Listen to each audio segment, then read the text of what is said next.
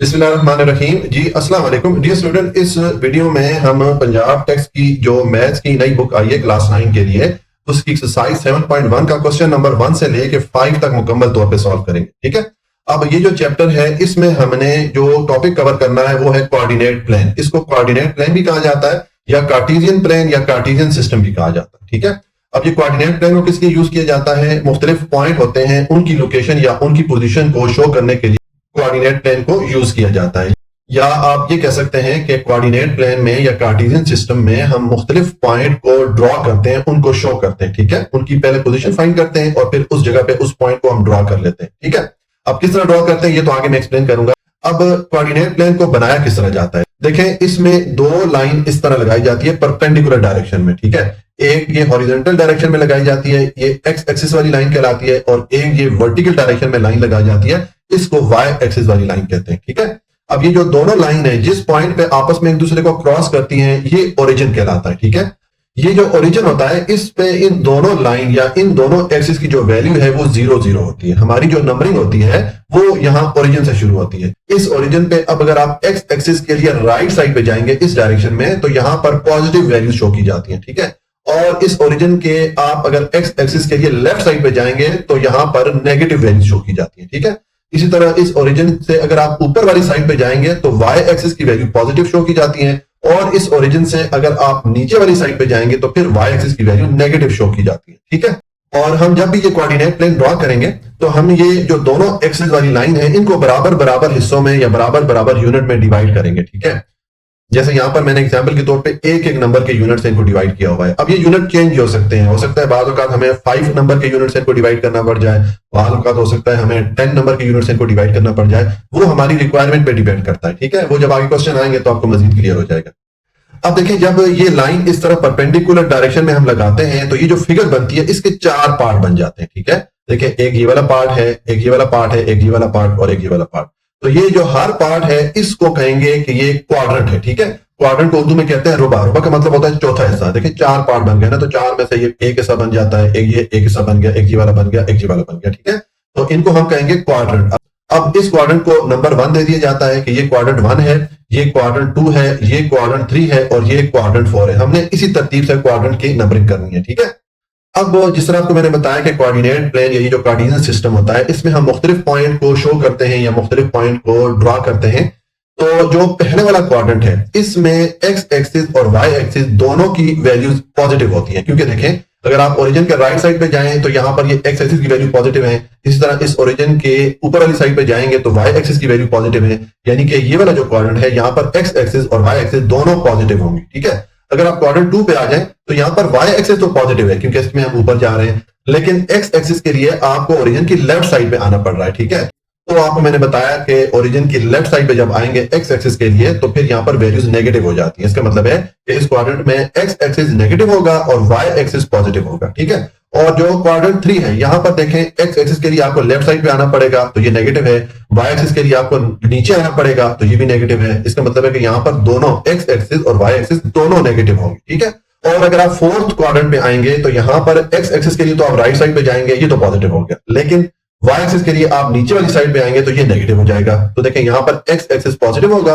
और Y axis की value negative होगी। ठीक है, अब जब हम इस कोऑर्डिनेट प्लेन में मुख्तलिफ पॉइंट को ड्रॉ करेंगे तो हमें 2 वैल्यूज की जरूरत पड़ेगी, एक एक्स एक्सिस की और एक वाई एक्सिस की। ठीक है, यानी कि हमेशा हम हर पॉइंट की वैल्यूज को एक पेयर या जोड़े की शक्ल में लिखेंगे। एक हमारा होगा एक्स एक्सिस और एक वाई एक्सिस। तो ये जो पेयर या जोड़ा होता है इसको ऑर्डर्ड पेयर भी कहा जाता है। ठीक है, ये मैंने कुछ यहाँ पर एग्जांपल लिखी है। मतलब ये एक पॉइंट है, अब इसमें एक्स एक्सिस की वैल्यू 2 है और वाई एक्सिस की वैल्यू 3 है। इसी तरह ये एक और पॉइंट है, इसमें एक्स एक्सिस की वैल्यू -1 है, वाई एक्सिस की वैल्यू 2 है। ठीक है, तो इस तरह जब भी आप पॉइंट की वैल्यूज इस तरह शो करेंगे पेयर की सूरत में तो आपको तरतीब का खास ख्याल रखना होगा। एक्स एक्सिस की वैल्यू हमेशा पहले लिखेंगे और वाई एक्सिस की वैल्यू हमेशा बाद में लिखेंगे। आपने इस तरतीब का ख्याल रखना है, इसलिए इसको ऑर्डर पेयर कहा जाता है। ऑर्डर का मतलब होता है तरतीबवार, हमने तरतीब का खास ख्याल रखना होता है। अब देखिए मिसाल के तौर पे ये एक पॉइंट है, इसको अगर मैं इस कोऑर्डिनेट प्लेन में शो करना चाहूं या इसको ड्रॉ करना चाहूं तो किस तरह ड्रॉ करूंगा? इसके लिए आप एक्स एक्सिस की वैल्यू चेक करें, ये आपके पास 2 है, पॉजिटिव 2 है, माइनस साइन के साथ नहीं है, तो ओरिजिन के राइट साइड पे आएंगे तो ये हमारा एक्स एक्सिस 2 हो जाता है। ठीक है, और वाई एक्सिस की वैल्यू 3 है, ये भी पॉजिटिव है, तो इसके लिए वाई एक्सिस में ऊपर जाएंगे ये हमारा 3 हो जाता है। ठीक है, तो देखें इस डायरेक्शन में अगर आप आएंगे तो ये हमारा वाई एक्सिस 3 हो जाता है और ये हमारा एक्स एक्सिस 2 हो जाता है।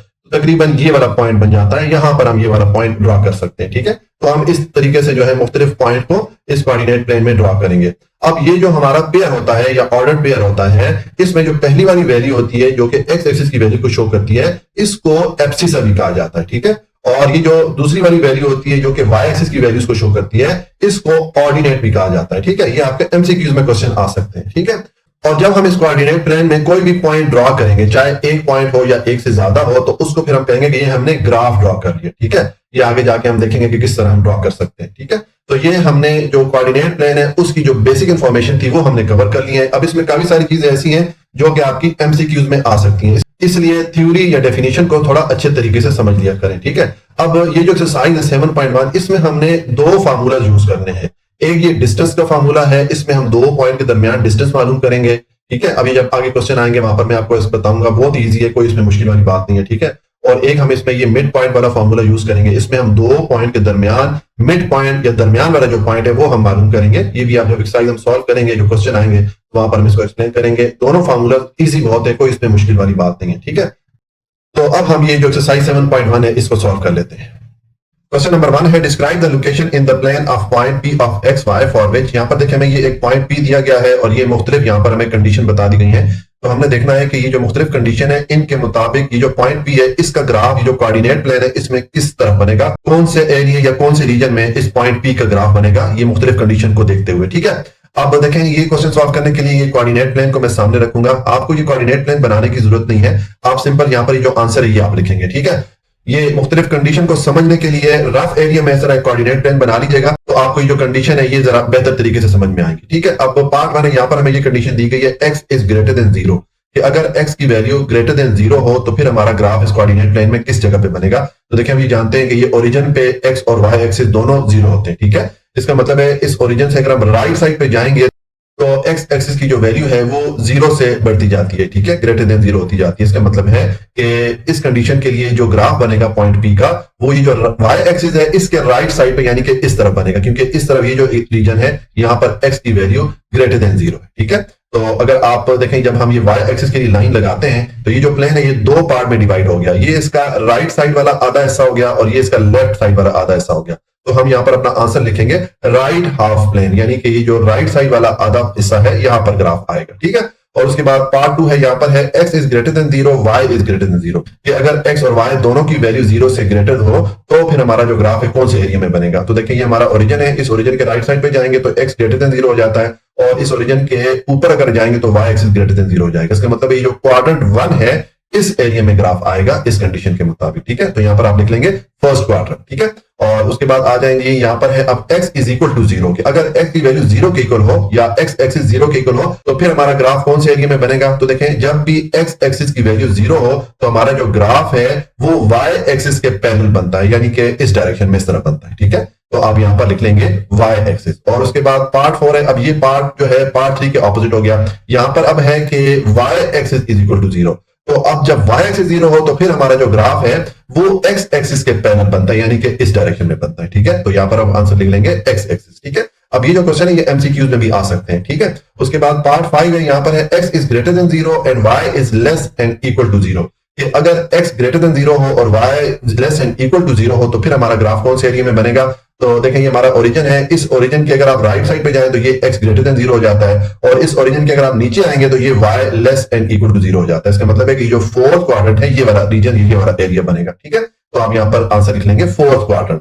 और फिर पार्ट 6 है, यहाँ पर x is equal to 0, y is equal to 0, कि x और y दोनों 0 हो तो फिर ग्राफ किधर बनेगा। तो हम जानते हैं कि ये ओरिजिन पे दोनों 0 हो, तो इसका मतलब है कि जब x और y दोनों 0 होंगे तो हमारा जो ग्राफ है इस ओरिजिन पे बनेगा। ठीक है, और उसके बाद पार्ट 7 है, अब यहाँ पर है कि इफ x एंड y दोनों इक्वल हो तो हमारा ग्राफ किस तरह बनेगा।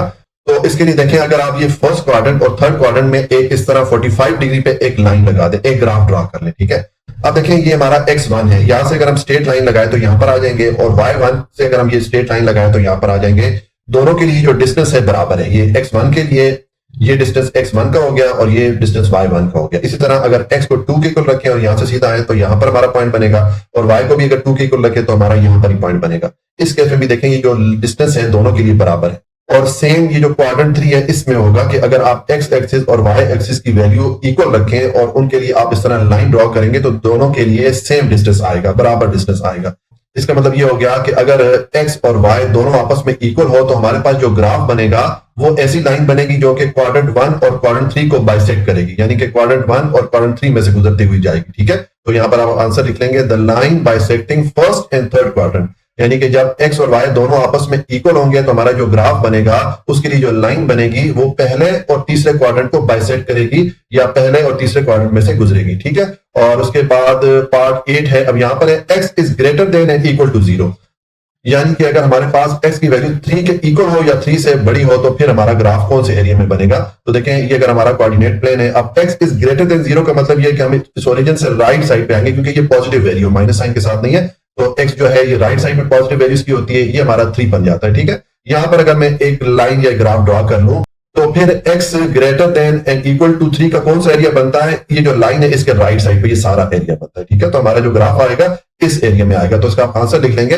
The set of point line on the right side of the line x is equal to 3, यानी कि इस कंडीशन के लिए आप जो x की वैल्यू है 3 यहां पर एक लाइन लगाएंगे तो जो ग्राफ बनेगा इस लाइन के राइट साइड ये वाला रीजन बनेगा। ठीक है, और उसके बाद आ जाए जी पार्ट 9 है, यहां पर है y इज ग्रेटर देन 0, तो देखें ये अगर हमारा कोऑर्डिनेट प्लेन है, ये हमारा x एक्सिस है, अब y ग्रेटर देन 0 कौन सा एरिया बनता है, मैंने कहा इस x एक्सिस के ऊपर यानी कि ये वाला जो एरिया है ये वाली रीजन है, यहां पर ग्राफ आएगा, तो आप लिख लेंगे the set of points lying above x axis, x axis के ऊपर जो एरिया बनता है यहां पर ग्राफ बनेगा इस कंडीशन के लिए।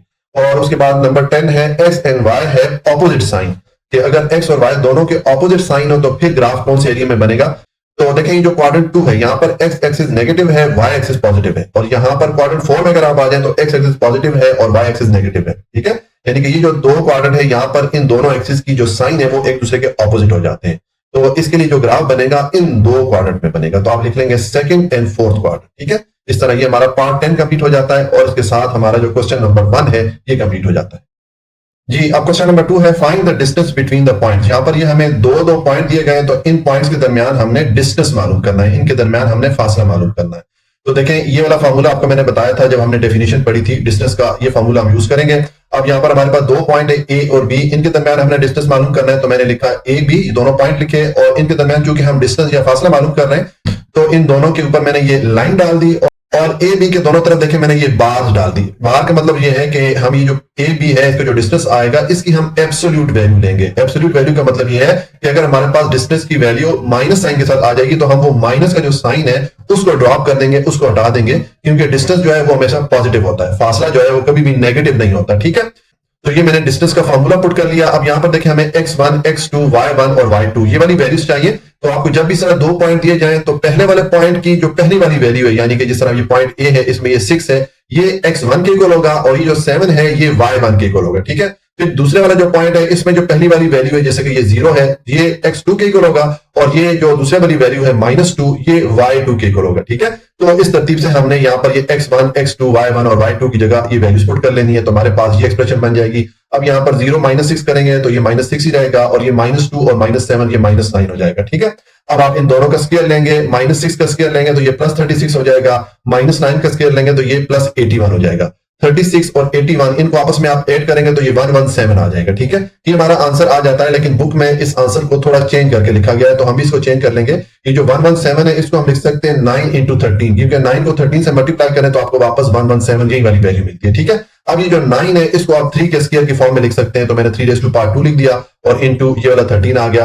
अब ये जो 3 का स्क्वायर आ रहा है ये स्क्वायर और इसके ऊपर ये जो स्क्वायर रूट की वैल्यू आ रही है ये आपस में एक दूसरे को कैंसिल आउट कर लेंगे, क्योंकि जो स्क्वायर रूट है इसकी वैल्यू 1/2 के इक्वल होती है, तो 1/2 इस 2 से मल्टीप्लाई होकर ये आपस में कैंसिल आउट हो जाएंगे। ये 3 इस स्क्वायर रूट से बाहर आ जाएगा और पीछे हमारे पास 13 रह जाएगा, इसको हम स्क्वायर रूट के अंदर लिख लेंगे। तो ये हमारे पास डिस्टेंस की वैल्यू आ जाती है या फासला आ जाता है इन दोनों पॉइंट्स के लिए। ठीक है, उसके बाद आ जाएंगे पार्ट 2 है, यहां पर अब हमें ये दो पॉइंट दिए गए तो इनका हम डिस्टेंस मालूम करते हैं, तो सेम आप ये डिस्टेंस वाला फॉर्मूला पहले पुट करेंगे। अब यहां पर आपने x1, x2, y1 और y2 ये वाली वैल्यूज पुट करनी है। तो जिस तरह आपको मैंने पिछले पार्ट में बताया कि पहले वाले पॉइंट की पहली वाली वैल्यू x1 की इक्वल होती है, दूसरी वाली वैल्यू y1 की इक्वल होती है, और दूसरी वाले पॉइंट की पहली वाली वैल्यू x2 की इक्वल होती है और दूसरी वाली वैल्यू y2 की इक्वल होती है। ठीक है, तो इस तरतीब से जब आप यहाँ पर वैल्यूज पुट करेंगे आपके पास ये एक्सप्रेशन बन जाएगी। देखें यहाँ पर हमारे पास पहले x2 पुट करना है, तो x2 3 के इक्वल है, यहाँ पर मैंने 3 पुट कर लिया, और उसके बाद मैंने x1 की वैल्यू पुट करनी है। तो x1 हमारे पास क्या है, -5 है, तो यहाँ पर मैंने -5 पुट कर लिया। अब इसके साथ चूंकि माइनस का साइन था इसलिए इसको मैंने ब्रैकेट के अंदर रख दिया। ठीक है, सेम y2 और y1 की वैल्यू पुट करेंगे। y2 आपके पास ये 2 है, ये मैंने पुट कर लिया, और y1 की वैल्यू आपके पास -2 है, तो ये मैंने यहाँ पर ब्रैकेट के अंदर -2 लिख दिया। ठीक है, अब आप पहले ये जो ब्रैकेट्स हैं इनको ओपन कर लें, ये माइनस इस माइनस से मल्टीप्लाई के प्लस हो जाएगा। ठीक है, और इसी तरह ये माइनस इस माइनस से मल्टीप्लाई के प्लस हो जाएगा। तो हमने ब्रैकेट्स को ओपन कर लिया। अब ब्रैकेट के अंदर ये दोनों वैल्यूज को सॉल्व कर लें। 3 + 5 8 हो जाएगा, 2 + 2 4 हो जाएगा। 8 का स्क्वायर लेंगे 64 हो जाएगा, 4 का स्क्वायर लेंगे 16 हो जाएगा। 64 और 16 को ऐड करेंगे तो आपके पास 80 आ जाएगा। ठीक है, अब ये हमारे पास आंसर आ जाता है, लेकिन हम जो बुक में आंसर है उसके साथ मैच करने के लिए इसको थोड़ा चेंज कर लेते हैं। 80 को हम लिख सकते हैं 16 × 5, क्योंकि 16 को 5 से मल्टीप्लाई करें तो आपको वापस 80 मिलेगा। अब 16 को आप 4 के स्क्वायर के फॉर्म में लिख सकते हैं, तो मैंने 4⁻² लिख दिया, इंटू ये वाला 5 आ गया। अब ये जो 4 का स्क्वायर आ रहा है, ये स्क्वायर और ये जो स्क्वायर रूट का सिंबल है, ये आपस में एक दूसरे को कैंसिल आउट कर लेंगे, क्योंकि स्क्वायर रूट की जो वैल्यू होती है 1/2 के इक्वल होती है, तो 1/2 इस 2 से मल्टीप्लाई के आपस में ये दोनों कैंसिल आउट हो जाएंगे। 4 स्क्वायर रूट के बाहर आ जाएगा, पीछे ये 5 रह गया, इसको मैंने स्क्वायर रूट के नीचे लिख दिया। तो ये हमारा पार्ट 2 कंप्लीट हो जाता है। और उसके बाद आ जाए पार्ट 3 है। अब यहाँ पर हमें ये 2 पॉइंट दिए गए L और M, तो इनके दरमियान हमने डिस्टेंस मालूम करना है, तो आप ये डिस्टेंस का फार्मूला पुट करें। अब आप x1 और x2, y1 और y2 की वैल्यू पुट करेंगे। तो सेम मैंने आपको जिस तरह बताया कि पहले वाला जो पॉइंट है जैसे कि L, इसमें जो पहली वाली वैल्यू है 0, ये x1 के इक्वल है, और दूसरी वाली वैल्यू यानी कि ये 3 ये y1 के इक्वल हो गया। और ये दूसरे वाला पॉइंट है M2, इसमें पहली वाली वैल्यू -2 ये x2 के इक्वल होगी, और दूसरी वाली वैल्यू -4 ये y2 के इक्वल होगी। तो आप ये वाली वैल्यूज यहां पर पुट करेंगे, ये x1 x2 y1 और y2 की जगह, तो आपके पास ये एक्सप्रेशन बन जाएगी। अब इसको सॉल्व करें, ये -2 और -0 ये -2 आ जाएगा, और -3 और -4 ये आपस में -7 हो जाएंगे। अब आप स्क्वायर लें, -2 का स्क्वायर लेंगे तो ये +4 हो जाएगा, -7 का स्क्वायर लेंगे तो 49 हो जाएगा। 4 और 49 को ऐड करें तो ये हमारे पास √53 ये हमारे पास आंसर आ जाता है। ये हमारा पार्ट 3 कंप्लीट हो जाता है। और उसके बाद आ जाए पार्ट 4 है। अब यहाँ पर हमें ये 2 पॉइंट दिए गए P और Q, इनके दरमियान हमने डिस्टेंस मालूम करना है। तो ये मैंने डिस्टेंस का फार्मूला पुट किया दोनों पॉइंट्स के लिए। अब यहाँ पर x1 और x2 y1 और y2 की वैल्यूज पुट कर लें। तो जिस तरह आपको मैंने पिछले तीनों पार्ट में बताया कि पहले वाले पॉइंट की पहली वाली वैल्यू x1 के इक्वल होती है, दूसरी वाली वैल्यू y1 के इक्वल होती है, और दूसरे वाले पॉइंट की पहली वाली वैल्यू x2 के इक्वल होती है, दूसरी वाली वैल्यू y2 के इक्वल होती है। तो इस तरतीब से आप यहाँ पर ये वैल्यूज पुट करेंगे, आपके पास ये एक्सप्रेशन बन जाएगी।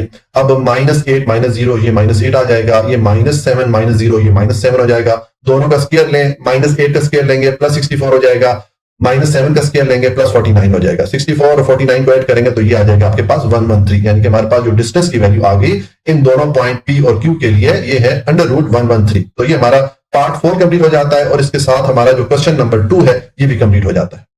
अब क्वेश्चन नंबर 3 है, find in each of the following the distance between the two given points mid point of the line segment joining the 2 point. यहां पर अब हमें इस क्वेश्चन के 2 पार्ट दिए गए हैं, यहां पर हमें 2 पॉइंट दिए जाएंगे।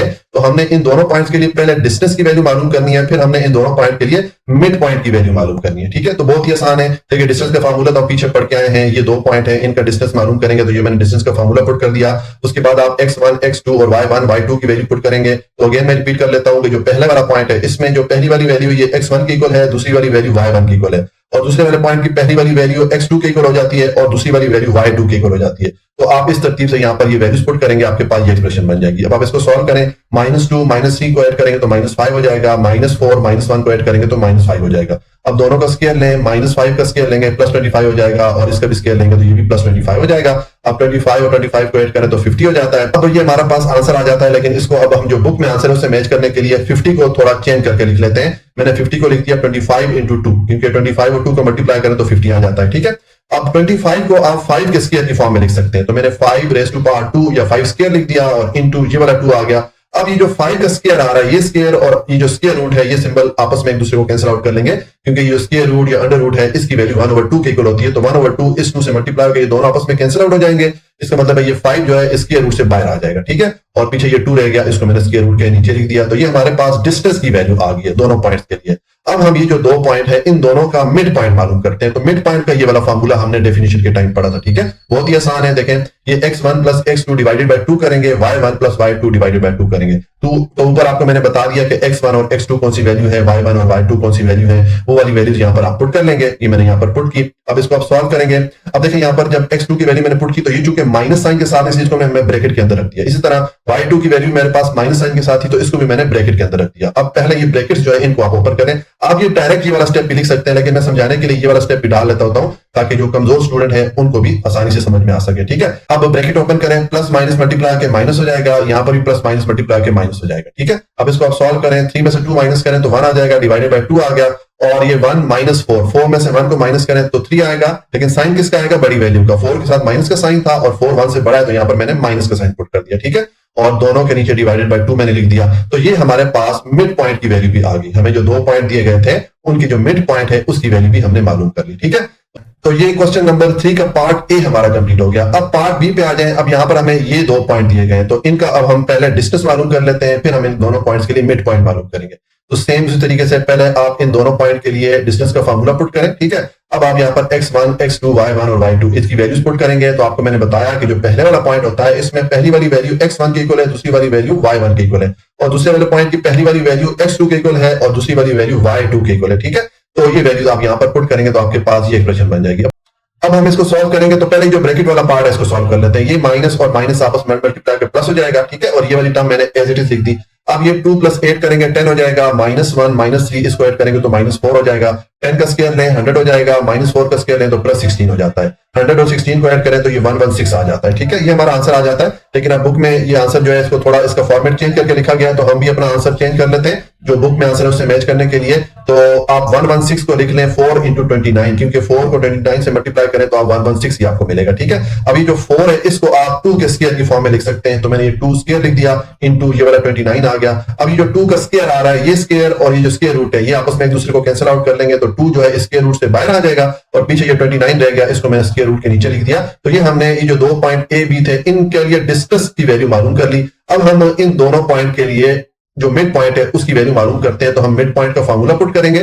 तो ये मैंने मिड पॉइंट का फार्मूला लिख दिया। अब यहाँ पर आप वैल्यूज पुट कर लेंगे, x1, x2, y1 और y2 इसकी वैल्यूज आप पुट करेंगे। ऊपर जो आपको पॉइंट दिए गए वहां से आप वैल्यूज पुट करेंगे तो आपके पास ये एक्सप्रेशन बन जाएगी। अब आप इसको सॉल्व करें, पहले जो ब्रैकेट वाला पार्ट है इसको सॉल्व करें, तो ये प्लस माइनस मल्टीप्लाई के माइनस हो जाएगा। ठीक है, अब आपके पास ये 2 टर्म्स बन रही हैं, तो इसमें देखिए ये -8 + 2, 8 में से 2 को माइनस करें 6 आएगा, लेकिन साइन किसका आएगा, बड़ी वैल्यू का। 8 के साथ माइनस का साइन है और 8 2 से बड़ा है, तो यहाँ पर मैंने माइनस का साइन पुट कर दिया। और ये 3 में से 1 को माइनस करें तो 2 आ जाएगा। अब -6 पे 2 को डिवाइड करें तो ये -3 हो जाता है, और ये 2 आपस में डिवाइड होकर यहाँ पर हमारे पास आंसर 1 आ जाएगा। तो ये हमारे पास जो मिड पॉइंट है उसकी वैल्यू भी आ जाती है। ठीक है, और उसके बाद पार्ट सी है क्वेश्चन नंबर 3 का। यहाँ पर अब ये हमें 2 पॉइंट दिए गए हैं, तो इन 2 पॉइंट्स के लिए पहले हम डिस्टेंस की वैल्यू मालूम करते हैं, फिर हम इनके लिए मिड पॉइंट की वैल्यू मालूम करते हैं। अब यहाँ पर देखें ये 2 वैल्यू स्क्वायर रूट के साथ दी गई हैं और ये एक वैल्यू फ्रैक्शन या कसर की सूरत में दी गई है। तो आपने परेशान नहीं होना है, हमने सेम स्टेप ही परफॉर्म करने हैं। पहले हम इन दोनों पॉइंट के लिए डिस्टेंस की वैल्यू मालूम करते हैं, तो आप ये डिस्टेंस का फॉर्मूला पुट करें। अब यहाँ पर x1, x2 और y1, y2 की जगह आप ये वाली वैल्यूज पुट करेंगे। मैंने आपको बताया कि जो पहले वाला पॉइंट होता है इसकी पहली वाली वैल्यू x1 के इक्वल होती है, दूसरी वाली वैल्यू y1 के इक्वल होती है, और दूसरे वाले पॉइंट की पहली वाली वैल्यू x2 के इक्वल होती है और दूसरी वाली वैल्यू y2 के इक्वल होती है। तो इस तरतीब से आप यहाँ पर वैल्यूज पुट करेंगे, आपके पास ये एक्सप्रेशन बनेगी। अब इसको आप सॉल्व करें, पहले जो ब्रैकेट्स हैं इनको ओपन करें, ये माइनस माइनस से मल्टीप्लाई के प्लस हो जाएगा। ठीक है, और यहाँ पर ये माइनस इस माइनस से मल्टीप्लाई के प्लस हो जाएगा। ठीक है, अब ये ब्रैकेट के अंदर जो वैल्यूज आ रही है इनको सॉल्व करें, तो यहाँ पर है -3√5 और +√5। 3√5 में से आप √5 को माइनस करें तो ये -2√5 आएगा, लेकिन साइन किसका आएगा, बड़ी वैल्यू का। यहाँ पर ये 3√5 बड़ा है √5 से और इसके साथ माइनस का साइन था, इसलिए यहाँ पर मैंने माइनस का साइन पुट कर दिया। ठीक है, और यहाँ पर ये जो 2 वैल्यूज है इनमें ये एक वैल्यू कसर की सूरत में है या फ्रैक्शन की सूरत में है, तो इनको सॉल्व करने के लिए हम इनका एलसीएम ले लेंगे। एलसीएम इनका क्या आ जाएगा, ये जो नीचे वाला नंबर है या डिनोमिनेटर है 3, ये इनका एलसीएम हो जाएगा। अब ये मैंने यहाँ पर एलसीएम लिख दिया। अब देखें ये 5 जो है इसके नीचे वाला नंबर या डिनोमिनेटर नहीं लिखा, इसका मतलब है इसका जो डिनोमिनेटर है या नीचे वाला नंबर है वो 1 है। तो उस 1 से आप इस 3 को डिवाइड करें तो इसको डिवाइड करेगा 3 टाइम। उस 3 को आप ये वाला जो 5 है इससे मल्टीप्लाई करें तो 15 हो जाएगा। उसके बाद ये वाला जो 3 है इसको ये जो एलसीएम वाला 3 है इस पे डिवाइड करें तो इसको डिवाइड करेगा 1 टाइम। उस 1 को आप ये वाला जो 1 है इसके साथ मल्टीप्लाई करें तो 1 ही आ जाएगा। ठीक है, अब आपके पास ये एक्सप्रेशन बनी, इसको आप सिंप्लीफाई करें तो देखें ये 15 + 1 इसको ऐड करें तो 16 हो जाएगा, डिवाइडेड बाय 3 आ गया, और ये वाली टर्म मैंने एज इट इज लिख दी। अब इन दोनों टर्म का आप स्क्वायर लें। ठीक है, तो देखें ये -2 का स्क्वायर लेंगे तो ये तो +4 हो जाएगा, और यहाँ पर √5 का स्क्वायर लेंगे, 5 के ऊपर ये जो स्क्वायर रूट है ये स्क्वायर रूट और ये जो स्क्वायर की वैल्यू 2 आ रही है आपस में एक दूसरे को कैंसिल आउट कर लेंगे, तो ये 5 जो है √ के बाहर आ जाएगा। ठीक है, और यहाँ पर 16 का स्क्वायर लेंगे तो 256 हो जाएगा, 3 का स्क्वायर लेंगे तो 9 हो जाएगा। ठीक है, अब ये 4 को 5 से मल्टीप्लाई करें 25 हो जाएगा, प्लस 256/9, ये वाली टर्म मैंने लिख दी। अब देखें अगेन हमारे पास ये फ्रैक्शन या कसर की सूरत में वैल्यू आ रही है, तो इनको सॉल्व करने के लिए अगेन हम एलसीएम लेंगे, सेम जिस तरह हमने यहाँ पर सॉल्व किया था, सेम वही स्टेप यहाँ पर अप्लाई करें। इनका नीचे वाला जो नंबर है ये 9 है, डिनोमिनेटर 9 है, तो यही इनका एलसीएम हो जाएगा, इसको मैंने एलसीएम के तौर पे लिख दिया। अब ये जो 20 है, 20 का नीचे वाला नंबर या डिनोमिनेटर नहीं है, तो उसका मतलब है इसका डिनोमिनेटर 1 है, ठीक है। तो उस 1 से आप इस 9 को डिवाइड करें तो इसको डिवाइड करेगा 9 टाइम, उस 9 को आप 20 से मल्टीप्लाई करें तो ये 180 हो जाता है, और फिर इस वाले 9 से ये जो एलसीएम वाला 9 है इसको डिवाइड करें तो इसको डिवाइड करेगा 1 टाइम, उस 1 को आप 256 से मल्टीप्लाई करेंगे तो 256 आ जाएगा। अब आप ये जो 180 और 256 है इनको ऐड करें तो ये 436 हो गया, डिवाइडेड बाय 9 आ जाएगा, ठीक है। अब ये हमारा आंसर आ जाता है, लेकिन बुक में थोड़ा इसका फॉर्मेट चेंज किया गया है, तो हम भी चेंज कर लेते हैं। देखें ये जो 436 है इसको हम लिख सकते हैं 4 into 109, क्योंकि इन दोनों को मल्टीप्लाई करें तो वापस आपको 436 ही मिलेगा, ठीक है।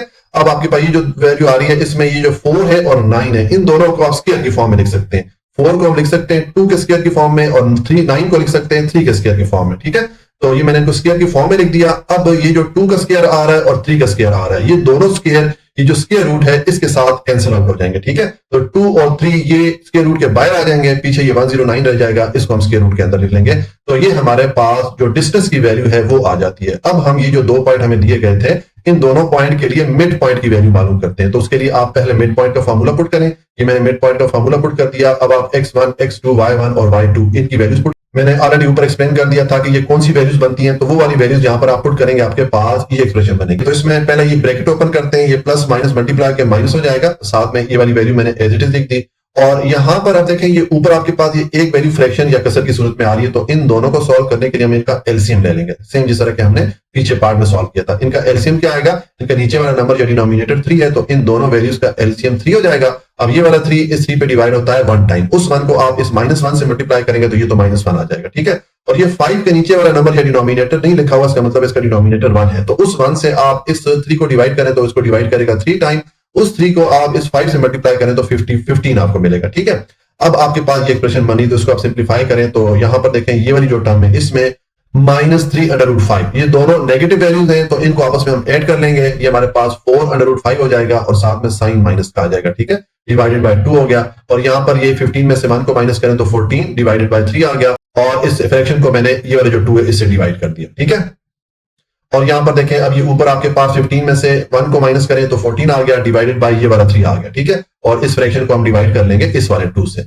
अब देखें यहां पर ये जो -4 है इसको इस 2 से डिवाइड किया जा सकता है, ये इसको डिवाइड करेगा तो ये हमारे पास -2 आ जाएगा, और साथ में √5 आ गया। और यहां पर ये जो 14/3 है ऊपर वाली फ्रैक्शन है, इसको आप एज इट इज लिखें, जैसे है वैसे करके लिखें। और नीचे ये 2 आ रहा है इसको हम ऊपर लेके जाएंगे तो इसकी हम रेसिप्रोकल वैल्यू ले लेंगे, यानी कि इसको हम उलट देंगे, इसको हम 1/2 करके लिख देंगे, ठीक है। तो अब ये 2 इस 14 पे डिवाइड होगा 7 टाइम, तो हमारे पास यहाँ पर क्या वैल्यू आ जाएगी 7/3, ठीक है। तो यहाँ पर देखें मैंने ये 7/3 लिख दिया। ये हमारे पास जो मिड पॉइंट की वैल्यू है, ये हमें जो 2 पॉइंट दिए गए थे मैं आपको दिखाता हूं, इन दोनों पॉइंट के लिए हमारे पास मिड पॉइंट की वैल्यू भी आ गई, ठीक है। तो इस तरह ये हमारा जो क्वेश्चन नंबर 3 है उसका पार्ट सी भी कंप्लीट हो गया, और इसके साथ क्वेश्चन नंबर 3 भी हमारा कंप्लीट हो जाता है। अब क्वेश्चन नंबर 4 है, बहुत ही इजी क्वेश्चन है। इसमें है which of the following points are at a distance of 15 unit from the origin. इस क्वेश्चन के 3 पार्ट है, हर पार्ट में हमें एक एक पॉइंट दिया गया है। तो हमसे ये पूछा जा रहा है कि ये जो एक एक पॉइंट हर पार्ट में दिया गया है, इसका फासला अगर हम ओरिजिन से मालूम करें तो क्या इस पॉइंट का फासला ओरिजिन से 15 यूनिट है या नहीं है, ये हमने मालूम करना है, ठीक है। तो देखिए पार्ट 1 में हमें ये पॉइंट दिया गया है, इसका हमने डिस्टेंस मालूम करना है ओरिजिन से।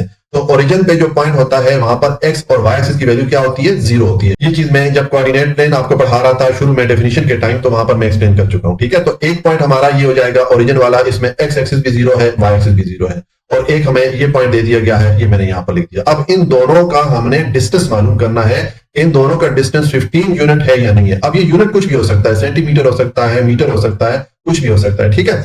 तो चूंकि हम इनका डिस्टेंस मालूम करने लगे हैं, तो उसके लिए हम डिस्टेंस का फार्मूला यहां पर पुट कर लेंगे। ये मैंने डिस्टेंस का फार्मूला पुट कर लिया, और x2 y2 ये वाली वैल्यूज पुट करनी है। तो आपको मैंने पीछे क्वेश्चन में बताया कि जो पहले वाला पॉइंट होता है, इसकी पहली वाली वैल्यू x1 के इक्वल होती है, दूसरी वाली वैल्यू y1 के इक्वल होती है, और दूसरे वाले पॉइंट की पहली वाली वैल्यू x2 के इक्वल होती है और दूसरी वाली वैल्यू y2 के इक्वल होती है। तो इस तरतीब से यहां पर आप वैल्यूज पुट करेंगे, आपके पास इजी एक्सप्रेशन बनेगी। अब इसको आप सॉल्व करें, ये √176 में से 0 माइनस करें तो सेम यही वाली वैल्यू आ जाएगी, और 7 में से 0 माइनस करें तो 7 ही आएगा। अब आप इन दोनों वैल्यूज का स्क्वायर लें, तो √176 का स्क्वायर लेंगे तो उसके लिए ये जो अंडर रूट का सिंबल आ रहा है या स्क्वायर रूट का सिंबल आ रहा है, ये और ये जो स्क्वायर की वैल्यू आ रही है 2, ये आपस में एक दूसरे को कैंसिल आउट कर लेंगे, क्योंकि स्क्वायर रूट की वैल्यू 1/2 के इक्वल होती है, तो 1/2 इस 2 से मल्टीप्लाई होकर आपस में कैंसिल आउट हो जाएगा।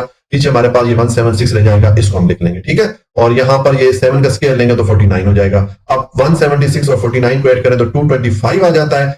225 को हम 15 के स्क्वायर की फॉर्म में लिख सकते हैं, ठीक है। तो मैंने 15 रेज़ टू पावर 2 या 15 स्क्वायर लिख दिया। अभी जो 15 का स्क्वायर आ रहा है, ये स्क्वायर और ये जो अंडर रूट है, ये आपस में एक दूसरे को कैंसिल आउट कर लेंगे, पीछे हमारे पास रह जाएगा 15, ठीक है। यानी कि इसका मतलब ये हो गया कि ये जो हमें पॉइंट दिया गया था, इस पॉइंट का जब हमने इस ओरिजिन वाले पॉइंट 0 से डिस्टेंस मालूम किया तो हमारे पास 15 यूनिट आ गया। इसका मतलब है कि इस पॉइंट का फासला या डिस्टेंस ओरिजिन से 15 यूनिट है। तो ये आप यहाँ आंसर में लिख लेंगे कि ये जो पॉइंट है is at the distance of 15 unit from the origin, ठीक है। ये यूनिट मैंने आपको बता दिया कि कुछ भी हो सकता है, मीटर, सेंटीमीटर, मिलीमीटर, कुछ भी हो सकता है, ठीक है। तो ये हमारा पार्ट 1 कंप्लीट हो जाता है। अब पार्ट 2 है, यहाँ पर हमें ये पॉइंट दिया गया है, तो इसका हमने डिस्टेंस देखना है कि ये जो ओरिजिन है उससे 15 यूनिट इसका डिस्टेंस बनता है कि नहीं। तो एक तो ये पॉइंट हमारा हो गया और एक ओरिजिन वाला पॉइंट हो गया। ओरिजिन पे मैंने आपको बताया कि एक्स एक्सिस और वाई एक्सिस दोनों 0 होते हैं। तो अब इनका डिस्टेंस मालूम करने के लिए सेम आप ये डिस्टेंस वाला फार्मूला पुट करें। यहाँ पर अब आप वैल्यूज पुट कर लें, x1, x2 और y1, y2 की वैल्यूज मैंने आपको बताया कि जो पहले वाला पॉइंट होता है इसमें पहली वाली वैल्यू x1 के इक्वल होती है, दूसरी वाली वैल्यू y1 की इक्वल होती है, और दूसरे वाले पॉइंट की पहली वाली वैल्यू x2 के इक्वल होती है और दूसरी वाली वैल्यू y2 के इक्वल होती है। तो इस तरतीब से यहाँ पर आप वैल्यूज पुट करें, आपके पास ये एक्सप्रेशन बन जाएगी। अब 10 - 0 करेंगे तो 10 आ जाएगा, और ये -10 - 0 करेंगे तो -10 आ जाएगा। अब यहाँ पर 10 का स्क्वायर लें 100 हो जाएगा, -10 का स्क्वायर लेंगे तो ये भी +100 हो जाएगा, ठीक है। दोनों को ऐड करें तो ये 200 हो जाता है। अब ये जो 200 है इसका अगर हम स्क्वायर रूट लेंगे तो हमारे पास 15 आंसर नहीं आएगा। इसका मतलब ये है कि ये जो पॉइंट है, ये पॉइंट इस ओरिजिन से 15 यूनिट के फासले पे नहीं है, ठीक है। तो यहाँ पर हम अपना क्वेश्चन स्टॉप कर लेंगे, ठीक है। और उसके बाद पार्ट 3 है। अब यहाँ पर हमें ये पॉइंट दिया गया है, तो इसका अब हमने इस ओरिजिन से डिस्टेंस मालूम करना है कि 15 यूनिट बनता है कि नहीं। तो उसके लिए आप ये डिस्टेंस का फार्मूला पुट करें, उसके बाद आप वैल्यूज पुट करेंगे x1, x2 और y1, y2 की। तो आपको मैंने बताया कि जो पहले वाला पॉइंट होता है इसकी पहली वाली वैल्यू x1 की इक्वल होती है, दूसरी वाली वैल्यू y1 की इक्वल होती है, और दूसरे वाले पॉइंट की पहली वाली वैल्यू x2 की इक्वल होती है और दूसरी वाली वैल्यू y2 की इक्वल होती है। तो इस तरतीब से यहाँ पर आप वैल्यूज पुट करें, आपके पास ये एक्सप्रेशन बनेगी। इसको आप जब सॉल्व करेंगे 1 - 0 करेंगे तो ये 1 ही आएगा, 15 - 0 करेंगे 15 आएगा। दोनों का स्क्वायर लें, 1 का स्क्वायर लें तो 1 आ जाएगा, 15 का स्क्वायर लेंगे 225 आ जाएगा। अब 1 और 225 को ऐड करें तो ये √226 आ जाएगा।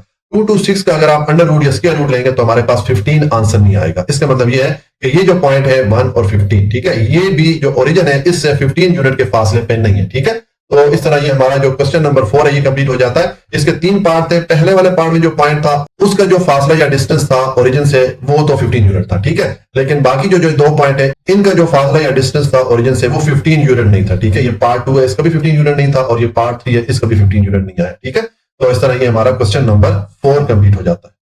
क्वेश्चन नंबर 5 है, शो दैट। हमने ये चीज बतानी है या ये चीज प्रूफ करनी है। पार्ट 1 है, The points A, B and C are the vertices of a right angle triangle। कि यहाँ पर ये जो 3 पॉइंट है A, B, C, इनकी जो वैल्यूज हैं ये राइट एंगल जो ट्राइंगल होती है उसकी जो कॉर्नर या कोने होते हैं उसके इक्वल है, ठीक है। ये चीज हमने बतानी है। तो देखें इसका सोल्यूशन है। पहले ये तीनों पॉइंट मैंने यहाँ पर लिख दिए A, B, C, ठीक है। अब हमने पहले स्टेप में इन तीनों पॉइंट के दरमियान डिस्टेंस मालूम करना है, इनके दरमियान फासला मालूम करना है। उसके बाद अगला स्टेप में आपको बताता हूँ कि क्या करना है, ठीक है। तो मैंने लिख दिया फाइंडिंग द डिस्टेंसेस। अब पहले जो पॉइंट A और B है इनके दरमियान हम डिस्टेंस मालूम करेंगे। तो मैंने ये डिस्टेंस का फार्मूला पुट कर लिया ये पॉइंट A और B के लिए, ठीक है। अब यहाँ पर आप वैल्यूज पुट करेंगे x1, x2, y1 और y2 की। तो मैंने आपको पीछे सारे क्वेश्चन में बताया कि जो पहले वाला पॉइंट होता है इसकी पहली वाली वैल्यू x1 के इक्वल होती है, दूसरी वाली वैल्यू y1 के इक्वल होती है। इसी तरह जो दूसरा पॉइंट होता है इसकी पहली वाली वैल्यू x2 के इक्वल होती है और दूसरी वाली वैल्यू y2 के इक्वल होती है। तो इस तरतीब से यहाँ पर आप ये वैल्यूज पुट कर लेंगे तो आपके पास ये एक्सप्रेशन बन जाएगी। अब इसको आप सॉल्व करें, ये √3 - 0 करेंगे तो ये तो √3 आ जाएगा, और ये 1 को 2 में से माइनस करें तो 1 आएगा। लेकिन साइन किसका आएगा? बड़ी वैल्यू का। 2 चूंकि 1 से बड़ा है, इसके साथ माइनस का साइन था, इसलिए यहाँ पर मैंने माइनस का साइन पुट कर दिया, ठीक है। अब इन दोनों वैल्यूज का स्क्वायर लेंगे तो ये √3 का जब स्क्वायर लेंगे तो इसका ये जो अंडर रूट या स्क्वायर रूट है ये सिंबल और ये जो स्क्वायर की वैल्यू आ रही है 2, ये आपस में एक दूसरे को कैंसिल आउट कर लेंगे, क्योंकि जो अंडर रूट होता है इसकी वैल्यू 1/2 के इक्वल होती है। तो 1/2 इस 2 से मल्टीप्लाई होकर आपस में कैंसिल आउट हो जाएंगे, पीछे ये 3 रह जाएगा, और यहाँ पर ये -1 का स्क्वायर लेंगे तो ये +1 हो जाएगा। अब ये 3 और 1 इसको आप ऐड करेंगे तो ये आपके पास 4 आ जाएगा। अब 4 का अगर आप स्क्वायर रूट लेंगे तो आपके पास 2 आ जाएगा। ये हमारे पास जो A B पॉइंट है उनके दरमियान डिस्टेंस की वैल्यू आ गई, ठीक है। अब हम जो पॉइंट B C है यानी कि ये वाला पॉइंट और ये वाला पॉइंट, इनके दरमियान हम फासला या डिस्टेंस की वैल्यू मालूम करेंगे। तो आप अब इनके लिए डिस्टेंस का फार्मूला पुट कर लें। ये मैंने पॉइंट बी सी के लिए डिस्टेंस का फार्मूला पुट कर लिया। अब यहाँ पर आप वैल्यूज पुट करेंगे तो अब आपके पास x1 x2 और y1 y2 की कौन सी वैल्यू हो जाएगी। देखिए अब यहाँ पर आपके पास पहले वाला पॉइंट बी बन रहा है तो इसकी पहली वाली वैल्यू x1 की इक्वल होगी, दूसरी वाली वैल्यू y1 की इक्वल होगी। और दूसरे वाला पॉइंट सी बन रहा है तो इसकी पहली वाली वैल्यू x2 की इक्वल हो जाएगी और दूसरी वाली वैल्यू y2 की इक्वल हो जाएगी। ठीक है, तो इस तरतीब से जब आप वैल्यूज पुट करेंगे तो आपके पास ये एक्सप्रेशन बन जाएगी। अब इसको आप सॉल्व करें, ये आपके पास -√3 आ जाएगा और ये -2 और -1 ये -3 हो जाएगा। अब इन दोनों वैल्यूज का आप स्क्वायर लेंगे तो यहाँ पर -√3 का स्क्वायर लेंगे तो देखें जब माइनस का स्क्वायर लेते हैं ये तो प्लस हो जाता है, और √3 का जब स्क्वायर लेंगे तो इसका ये जो स्क्वायर रूट की वैल्यू है, ये स्क्वायर रूट की वैल्यू और ये जो स्क्वायर की वैल्यू आ रही है 2, ये आपस में एक दूसरे को कैंसिल आउट कर लेंगे, पीछे ये 3 रह जाएगा। ठीक है, और यहाँ पर -3 का स्क्वायर लेंगे तो ये +9 हो जाएगा। अब 3 और 9 को ऐड करें तो ये हमारे पास √12, ये हमारे पास डिस्टेंस आ गया पॉइंट बी सी के लिए। ठीक है, अब ये जो हमारे पास पॉइंट ए और सी है इनके दरमियान हम डिस्टेंस मालूम कर लेते हैं। हमने ए बी और बी सी का डिस्टेंस मालूम कर लिया, अब ए सी का डिस्टेंस हम मालूम करते हैं। तो देखें इसके लिए भी मैंने ये पॉइंट ए सी के लिए जो फार्मूला है डिस्टेंस का वो पुट कर दिया। अब यहाँ पर आप वैल्यूज पुट करेंगे तो अब आपके पास x1 x2 और y1 y2 की कौन सी वैल्यूज होगी, उसके लिए अगर आप ऊपर आए तो देखें ये अब आपके पास जो पॉइंट ए है ये पहले वाला पॉइंट है तो इसकी पहली वाली वैल्यू x1 की इक्वल हो गई, दूसरी वाली वैल्यू y1 की इक्वल होगी। और अब ये सी जो है दूसरे वाला पॉइंट बनता है तो इसकी पहली वाली वैल्यू x2 की इक्वल हो गई और दूसरी वाली वैल्यू y2 की इक्वल हो गई। तो इस तरतीब से आप यहाँ पर जब वैल्यूज पुट करेंगे आपके पास ये एक्सप्रेशन बनेगी। अब इसको जब आप सॉल्व करेंगे ये 0 -0 तो 0 हो जाएगा और ये -2 और -2 को ऐड करेंगे -4 हो जाएगा। अब -4 का स्क्वायर लेंगे तो ये आपके पास +16 आ जाएगा। ठीक है, तो अब ये 16 का जब आप अंडर रूट लेंगे तो आपके पास 4 आ जाएगा। ये हमारे पास जो दो पॉइंट ए सी थे उनके दरमियान भी हमने डिस्टेंस या फासला मालूम कर लिया। ठीक है, तो ये हमने तीनों साइड की जो लेंथ है वो मालूम कर ली। मिसाल के तौर पे देखें, ये अगर हमारे पास ये राइट एंगल ट्रायंगल हो तो इसकी जो तीनों साइड की लेंथ है ये हमने मालूम कर ली है। तो अब हम जो पाइथागोरस थ्योरम है, हाइपोटेन्यूज का स्क्वायर इक्वल होता है परपेंडिकुलर के स्क्वायर प्लस बेस के स्क्वायर के, इस थ्योरम की मदद से ये मालूम कर सकते हैं कि ये जो तीनों पॉइंट है ए बी सी ये इस राइट एंगल ट्रायंगल के कॉर्नर पॉइंट या कोने वाले पॉइंट है। क्योंकि इस फार्मूले में अगर हम हाइपोटेन्यूज परपेंडिकुलर और बेस ये वाली वैल्यूज पुट करके इसको सॉल्व करें, अगर हमारे पास दोनों साइड के लिए एक जैसी वैल्यू आ जाती है तो इसका मतलब है कि हमें जो 3 पॉइंट ऊपर दिए गए थे ए बी सी ये एक राइट एंगल जो ट्रायंगल होती है इसके कॉर्नर पॉइंट है। ठीक है, तो अब यहाँ पर हमने हाइपोटेन्यूज परपेंडिकुलर और बेस की वैल्यू पुट करनी है। तो देखिए अब यहाँ पर ये चीज मेंशन नहीं है कि कौन सी वाली साइड परपेंडिकुलर है, कौन सी वाली साइड हाइपोटेन्यूज है और कौन सी वाली साइड बेस है। ठीक है, उसके लिए हम ये करेंगे कि देखें ये जो हमारे पास राइट एंगल ट्रायंगल होती है इसमें ये जो हाइपोटेन्यूज वाली साइड होती है इसकी लेंथ बड़ी होती है परपेंडिकुलर से और बेस वाली साइड से। ठीक है, तो ये जो हमने 3 वैल्यूज मालूम किए, तीनों वैल्यू में जो बड़ी वाली वैल्यू होगी उसको हम हाइपोटेन्यूज के इक्वल रख लेंगे और बाकी 2 वैल्यूज को, एक को हम परपेंडिकुलर के इक्वल रख लेंगे, एक को हम बेस के इक्वल रख लेंगे।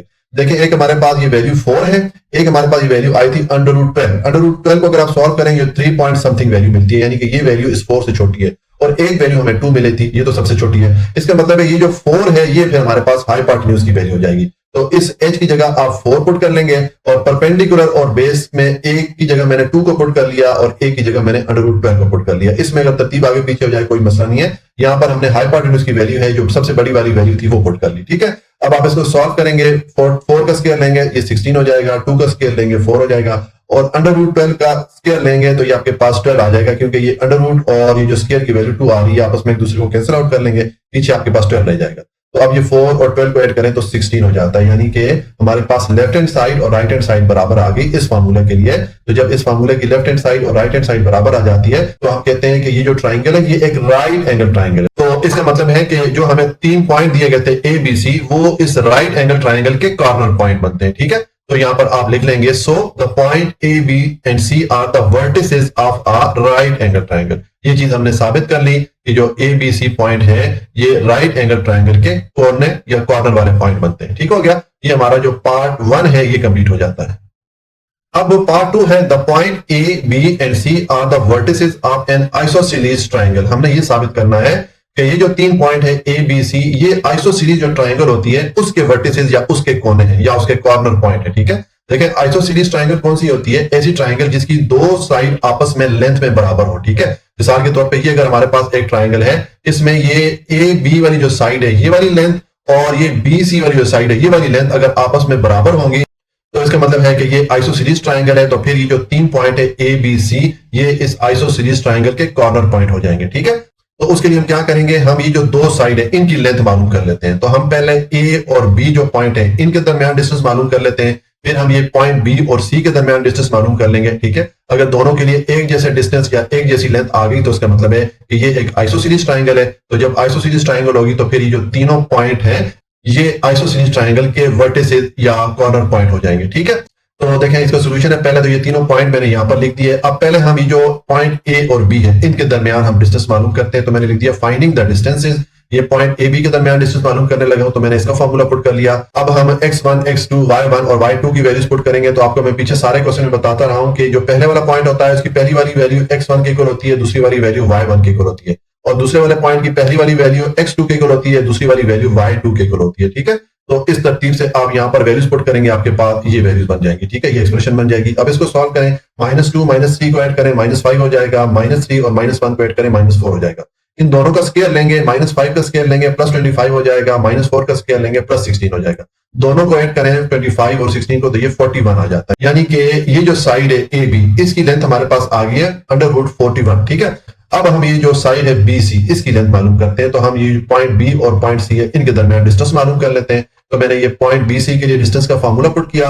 अब यहाँ पर x1 x2 y1 और y2 की वैल्यू पुट करेंगे। तो देखें अब यहाँ पर हमारे पास एक पॉइंट बी है और पॉइंट सी। अब पहले वाला पॉइंट बी बन रहा है तो उसकी पहली वाली वैल्यू x1 की इक्वल हो जाएगी, दूसरी वाली वैल्यू y1 की इक्वल हो जाएगी। और दूसरे वाला पॉइंट हमारा ये पॉइंट सी बन रहा है तो इसकी पहली वाली वैल्यू x2 के इक्वल हो जाएगी और दूसरी वाली वैल्यू y2 के इक्वल हो जाएगी।